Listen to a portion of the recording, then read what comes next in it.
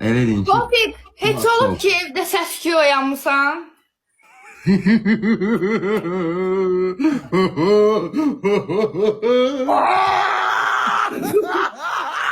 Yəqin Ayka. Çok bir dəqiqə dayan ha. Bir dəqiqə dayan ha.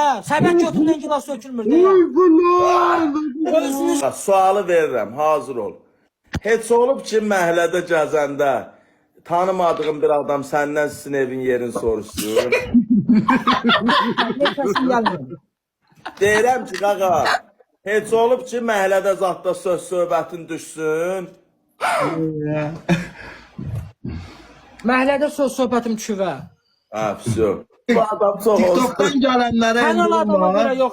Mənə həviyəm aşağı Ay salma. Topik. TikTok'tan Mən gelenlere. istəmirəm məni ilə tanısınlar. Kampanya. Yanlıdan TikTok'tan Kampanyadır gelenlere hoş geldin. indirim var. Nətər? Deyir, Dağlıdan gələnlərə indirim var. Ay Topik, heç olub ki gedmirsən qapını döymüsən. Deyiblər ki, qapını döymüsən, deyiblər ki, get birazdan gələrsən.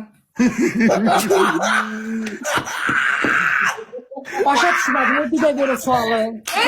Deyir ki, Topik, heç olub ki, qapını döymüsən. Dayan. Sən vermə, dayan. Sən dayan. Sen öyle onu tekrarlıyor. Ayda sualı ver. Deyir. Təkrarlamasan, papuqaysan nə təkrarlayırsan? Qoy özü ver. Bu kimde biz oynuyoruz? Bunu adam yerine koyanda deyir. Ay, qoy sualı özü ver.